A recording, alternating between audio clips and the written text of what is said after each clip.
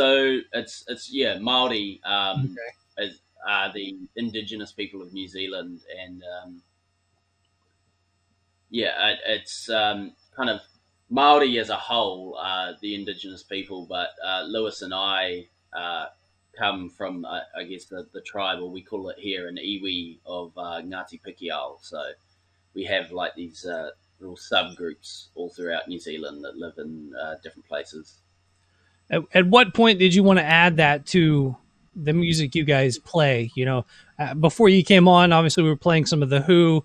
We're playing, I played some Sepultura. You know, obviously when you think of metal and kind of the culture that people are from, you know, you kind of start looking at stuff like that. So what was it for you guys that made you want to kind of incorporate that into what you guys do?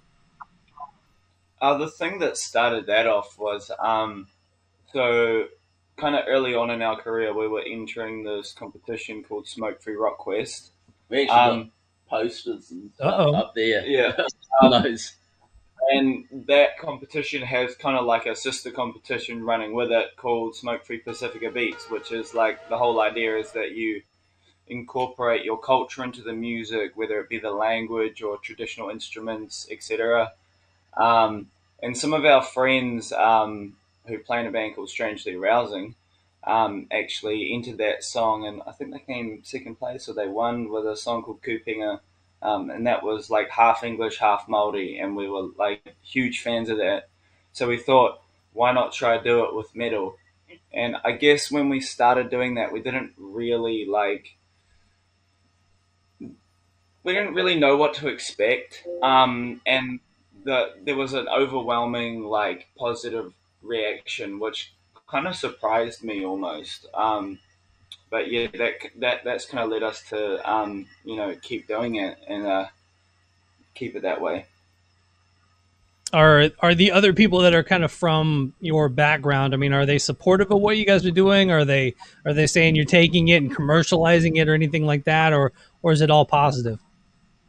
I mean, as far as I guess reaction from Maori here in New Zealand, we've had a really overwhelmingly positive reaction, and I think mainly it's because of the way we're doing it. You know, there's a lot of people who do just set out to, I guess, use Maori culture to be their own personal gain and to make money. But I guess something that we're doing with our music is promoting the use of Maori in things other than a Maori only setting, which I think is a huge part of keeping the language alive, because there's only something like 3% of New Zealanders can speak Maori. So, it's a really big issue over here, and I think we're, I guess, promoting it in a way that a lot of Maori can see the benefit, and so do we.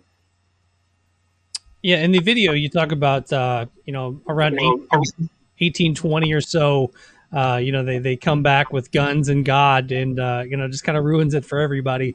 I think that's that seems to happen a lot to indigenous people around the world.